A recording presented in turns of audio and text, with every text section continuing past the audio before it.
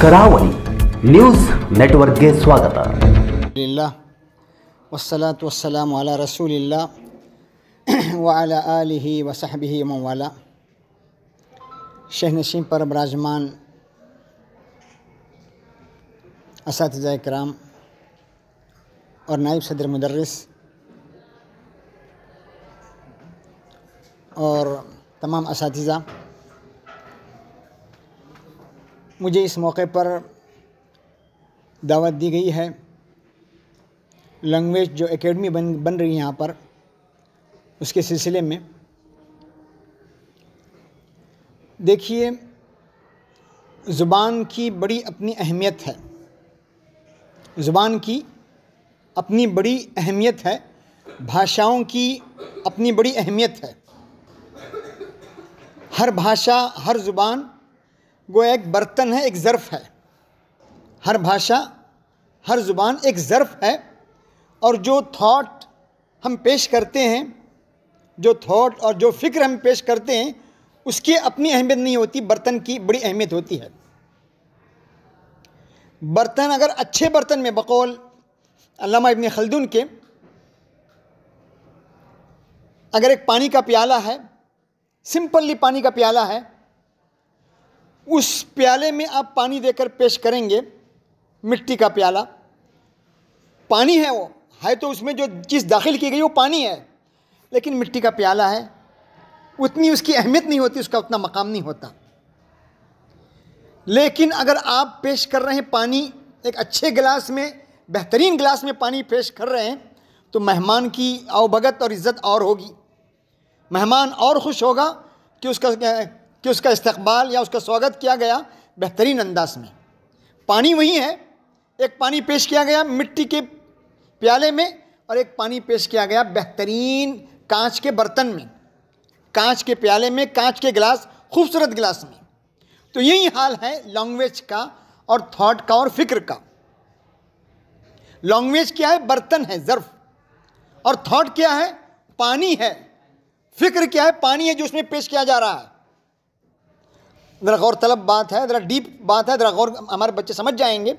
आपकी फ़िक्र, आपकी सोच, आपकी बातें, उसकी हैसियत पानी की है या ग़िज़ा की है, और जो बर्तन है वो लैंग्वेज है।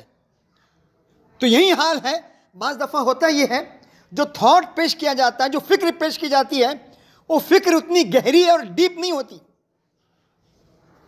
उसमें गहराई और गहराई नहीं होती, लेकिन ज़ुबान अच्छी होती है, ज़र्फ़ अच्छा होता है, तो सामने वाला मुतासिर हो जाता है, सामने वाला मुतासिर हो जाता है, सिर्फ़ उसके अल्फाज, उसकी ताबीरात, उसके बयान करने का पैराया, सामने वाला मुतासिर हो जाता है। लेकिन थॉट, अगर अच्छी थॉटफुल बातें हैं, थॉटफुली है बात, थॉट वाली पेश की जा रही है, फ़िक्र अंगेज़ बातें पेश की जा रही हैं, लेकिन ज़ुबान अच्छी नहीं है आपकी, जो ज़र्फ़ और जो बर्तन पेश किया जा रहा है वो अच्छा नहीं है, तो फिर माशरे में आपकी बात का मकाम और वो वैल्यू भी नहीं रहता। तो जो ज़र्फ़ है उसकी भी अपनी अहमियत है, जो बर्तन पेश किया जा रहा है उसकी भी अपनी अहमियत है, थॉट और सोच की भी अपनी अहमियत है, दोनों में बैलेंस होना चाहिए।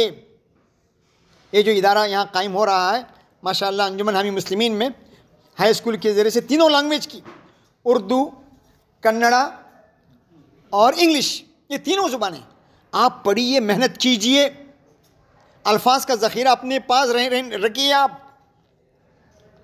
अल्फाज का ज़ख़ीरा आपके पास होना चाहिए, अल्फाज का तुमार आपके पास लगा होना चाहिए। आप बोलें तो आपके ज़ुबान से मोती झड़ने लगे, जिस तरह अबुल कलाम आज़ाद के बारे में कहा गया था, फ़साहत व बलागत आपकी घड़ी, ज़ुबान आपकी छड़ी।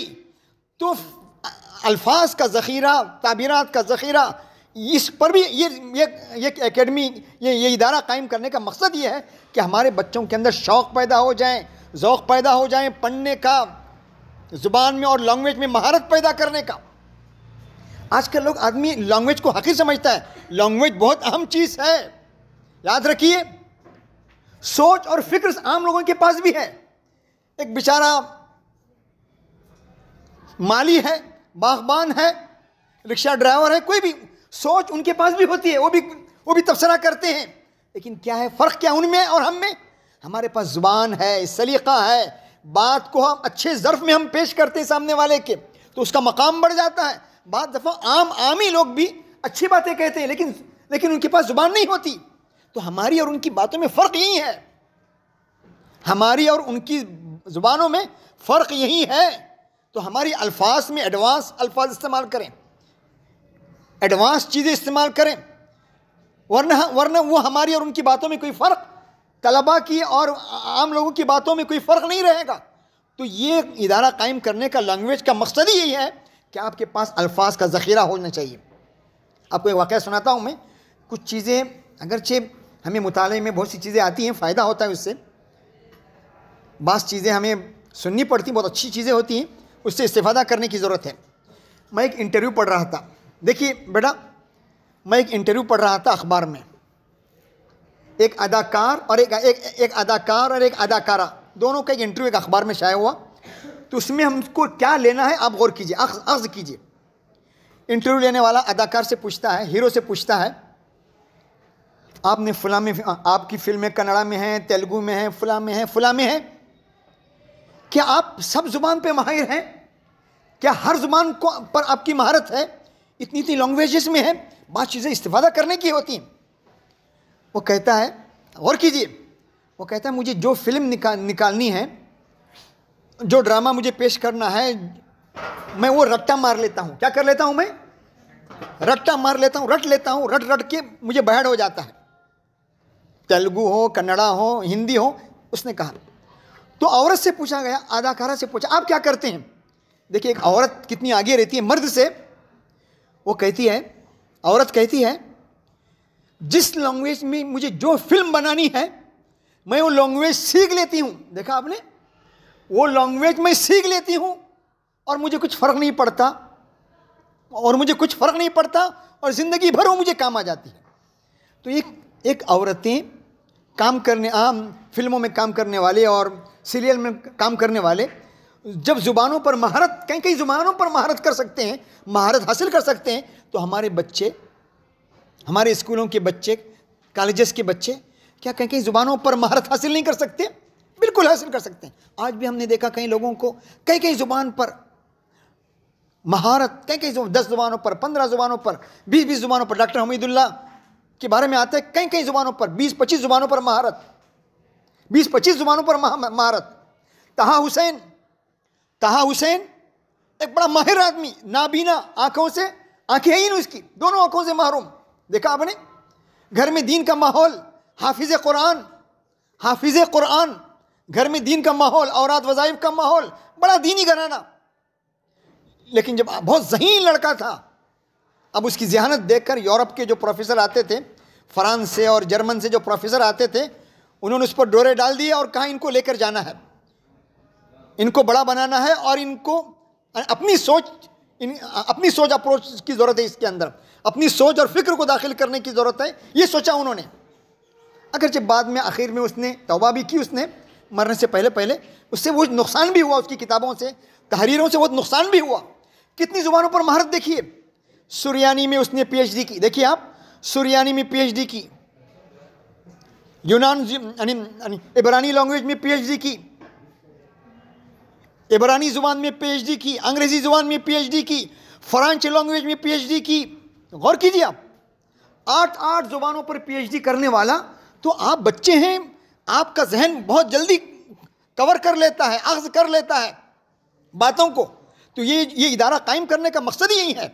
उर्दू, अंग्रेज़ी और कन्नड़ा, ये तीनों ज़ुबानों का इदारा कायम है। आइए, पढ़िए, अपनी इस्तेदाद बढ़ाइए, अपनी सलाहियतों को परवान चढ़ाइए,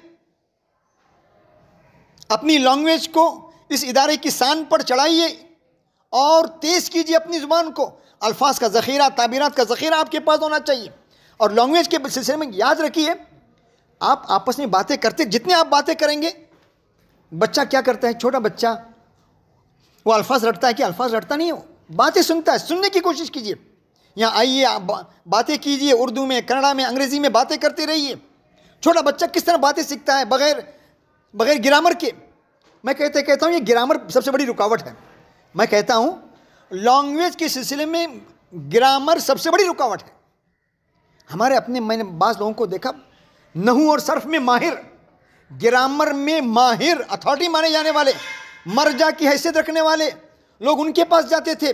ग्रामर की बारीकियों के सिलसिले में, नहू और सर्फ की बारीकियों के सिलसिले में लोग, उनका इंतकाल भी हो चुका, लोग वो उनके लिए मावा और मर्जा की हैसियत रखते थे लैंग्वेज और ग्रामर की बारीकियों के सिलसिले में, लेकिन बेचारे एक लफ्ज़ बोल नहीं पाते थे। गौर कीजिए आप, तो ग्रामर बाज़ दफ़ा सद्द राह है, संगे राह है, रुकावट है।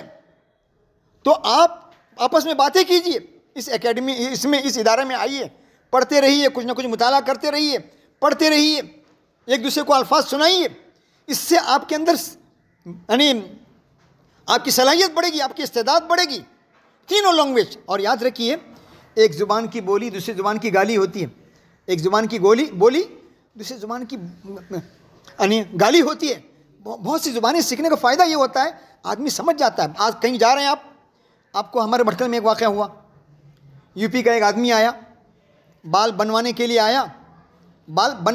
आया, और उसने कहा नाई नाई नाई कहा। क्या कहा उसने? नाई नाई कहा। हजाम ने क्या कर दिया? थप्पड़ रसीद कर दिया, और नाई नाई कहा, और एक थप्पड़ रसीद किया। दो तीन थप्पड़ खाने के बाद लोग जमा हो गए। पूछा क्या हुआ? उसने कहा, दुकान वाले ने कहा ये मुझे गाली दे रहा है, नाई बोल रहा है। तो उसने कहा नाई यानी यूपी में, बिहार में नाई कहते बाल बनवाने वाले को, यहाँ कन्नड़ा में क्या है? नाई बोलो तो कुत्ता। तो भाई एक ज़ुबान की बोली दूसरी ज़ुबान की गाली है। कोई आदमी सफ़र करता है कहीं पर दूर दराज जगह में, तो वहाँ की ज़ुबान से भी वाकिफ़ियत ज़रूरी है। और याद रखिए हम कन्नड़ा में हैं, कर्नाटका में हैं, कन्नड़ा पर जोर दीजिए। मैं साफ कहता हूँ, मैं हमारे प्रोफेसर के पास एक पढ़ रहा था, हमारे जमादार सर के पास, कन्नड़ा में सीख रहा हूँ। एक मैं कुछ इबारतें कुछ पढ़ रहा था, उसमें एक बात आई। उसने कहा, उस थिंकर ने लिखा है उसमें, जिनके घर में कोई कन्नड़ी की किताब नहीं है उसे कर्नाटकी कहने का हक नहीं है। क्या कह रहा है उसने? उस आर्टिकल में कह रहा है जिसके घर में कन्नड़ा की कोई बुक नहीं है, कन्नड़ा की ज़ुबान की कोई किताब नहीं है, उसको कर्नाटकी कहने का हक नहीं है, कह रहा हो। और मुझे भी सामना हुआ इसका, मुझे खुद सामना हुआ। हम पेपर सेटिंग के लिए जाते थे, यानी सेकेंड पीयू के, तो हम लोग जाते थे, बेंगलुरु जाते थे। बेंगलुरु में हमको अलग जगह ले जाते थे लोग, यानी बेंगलुरु के बॉर्डर पर, मद्रास के बॉर्डर पर, और बड़े कॉलेज में रखते थे। ऑल कर्नाटका से लोग आते थे पेपर निकालने के लिए, ऑल कर्नाटका से लोग आते थे। हुआ एक मर्तबा कि हम लोग 4-5 दिन रहना पड़ता है वहाँ पर, 4-5 दिन रहना पड़ता है। तो हम लोग वॉक कर रहे थे, बीजापुर के भी थे, गुलबर्गा के भी थे, बेंगलुरु के भी थे, 5-6 लोग थे हम लोग अरबी ज़ुबान के। हम लोग वॉक कर रहे थे खाने के बाद, तो वहाँ के जो ऑफिसर थे वो भी रहे थे वहीं पर, तो हमारे साथ आके गुफ्तगू करने, बातें करने लगे हिंदी में। तो एक ऑफिसर था, वो ऑफिसर नहीं था, वो तमिल लैंग्वेज का प्रोफेसर था, तमिल लैंग्वेज का प्रोफेसर था, और ज़रा सा मुतशद्दिद शख्स का था वो, ज़रा तासुब था उसके अंदर। उसने देखा, वो आया, करीब आया, यानी उन ऑफिसरों से पूछा ये क्या बात कर रहे हैं, ये क्या बात कर रहे हैं, पूछा। उन्होंने कहा, उन ऑफिसरों ने कहा हम इनसे हिंदी सीख रहे हैं। कहा क्या कहा उन्होंने? हम इनसे हिंदी सीख रहे हैं, ये लोग आए हैं हिंदी बात करें, हिंदी हम सीखना चाहते हैं। तो गुस्सा होकर उसने कहा हिंदी इनको नहीं आती, ये उर्दू बोलते हैं, हिंदी क्या आएगी इनको? कुछ नहीं आता इनको, हिंदी नहीं आती इनको, सिर्फ अरबी आती है, उर्दू आती है, और कुछ नहीं आता इनको। और उसने कहा ये लोग कर्नाटका में रहते हैं, कन्नड़ा नहीं जानते, कर्नाटका में रहने का हक नहीं है इनको। इतनी बड़ी बात उसने कही। क्या कहा उसने? ये कर्नाटका में रहते हैं, कन्नड़ी ज़ुबान जानते नहीं हैं, इनको कर्नाटका में रहने का हक नहीं है। देखा आपने? तो ये कन्नड़ी ज़ुबान भी सीखिए, अंग्रेज़ी ज़ुबान भी सीखिए, अरबी ज़ुबान भी सीखिए। ये ज़ुबानें एक दूसरे की भाई हैं। ज़ुबानें क्या हैं? इंसानी ज़ुबानें हैं, इंसानी एहसासात की तर्जुमानी होती है। अब कन्नड़ा में देखिए, जामीन बोलते हैं, जामीन क्या अरबी लफ्ज़ है, जामीन अरबी लफ्ज़ है। दाखिला बोलते हैं, दाखिला अरबी लफ्ज़ है। कायदा अरबी लफ्ज़ है। कितने अल्फाज हैं मेरे बच्चों, अरबी के अल्फाज आए हैं कन्नड़ा में, फ़ारसी के अल्फाज हैं।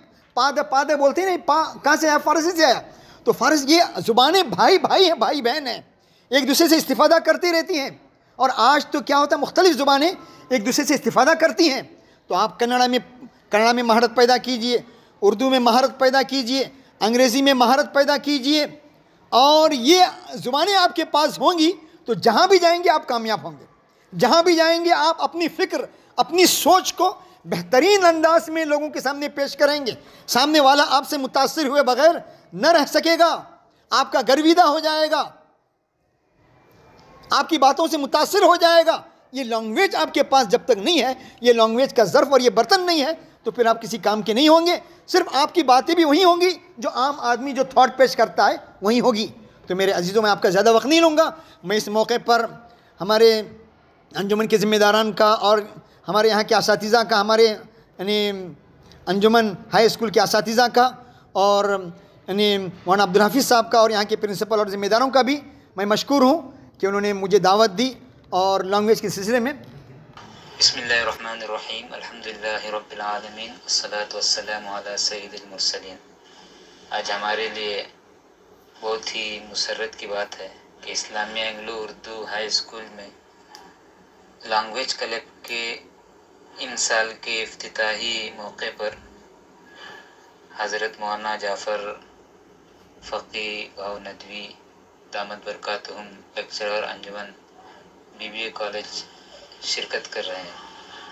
और मौलाना ने इस मौके पर ज़ुबान की अहमियत और ज़ुबान के इस्तेमाल के ताल्लुक़ से तलबा के सामने बहुत सारी मुफीद बातें पेश फरमाई हैं। ख़ासकर हमारी रियासती ज़ुबान कन्नड़ी ज़ुबान जो है उस पर भी उबूर हासिल करने की तरफ इशारा दिया है। और किसी एक हमारे अच्छे अदीब का मक़ौला भी उन्होंने इस मौके पर तलबा के सामने वजाहत करते हुए कहा कि अगर कर्नाटक में रहते हैं और यहाँ पर रहते हुए अगर किसी के पास घर में कन्नड़ी किताब मौजूद नहीं है तो उसको अपने आप को कर्नाटकी कहने का या कर्नाटक वाला कहने का कोई हक़ नहीं है, इसलिए कि ये यहाँ की रियासती ज़ुबान है और यहाँ की अहम ज़ुबान है। तो इस एतबार से हमें इन ज़बानों की महारत और इन ज़बानों के ताल्लुक़ से अपने अंदर शौक़ पैदा करते हुए अभी से आगे बढ़ेंगे, अभी से कोशिश करेंगे। इंशाअल्लाह इसका बहुत बड़ा फ़ायदा होगा। मैं उम्मीद करता हूँ कि तमाम तलबा ने मौलाना की बातों को गौर से सुना होगा और बहुत सारी बातों का निचोड़ और बहुत सारी बातों का ख़ुलासा उन्होंने पेश किया है। और ये तमाम चीज़ें इन्होंने जो बयान की हैं यहाँ पर इस मौके पर, ये बहुत सारी किताबों के मुताले का निचोड़ है। ये कोई बातें ऐसे ही आपके सामने बयान नहीं की गई हैं, बल्कि तजुर्बे के एतबार से भी और अपने गैर दरसी मुताले के एतबार से ये बातें हैं। इंशाअल्लाह आपसे दरख्वास्त है कि आप भी हमारे स्कूल की लाइब्रेरी का इस्तेमाल करें और इस लाइब्रेरी के अहमियत को समझें और ज़ुबान और क़लम की अदब की अहमियत को समझते हुए इस ताल्लुक़ से अपने आप को इस मैदान का माहिर बनाने की कोशिश करें। अल्लाह से उम्मीद है कि अल्लाह ताला इन बातों पर हमारे तमाम तलबा को अमल करने की तौफ़ीक़ अता फरमाए। अज़ीज़ तलबा, आज मैं मौलाना की जो बात है जो उन्होंने कही, मौलाना जाफ़र नदवी साहब ने एक बेहतरीन बात कही, आपने सुनाई होगा कि मिसाल बेहतरीन थी। क्या मिसाल दी उन्होंने कि दरअसल ज़बान जो है वो बर्तन है जिसमें आपके ख्यालात और माफिल ज़मीर को आप पेश करते हैं, उसमें परोसते हैं। आप बात समझ चुके होंगे कि ज़बान की अहमियत के लिए मौलाना ने कैसी बेहतरीन मिसाल दी। लेकिन असल में इस बात को लेकर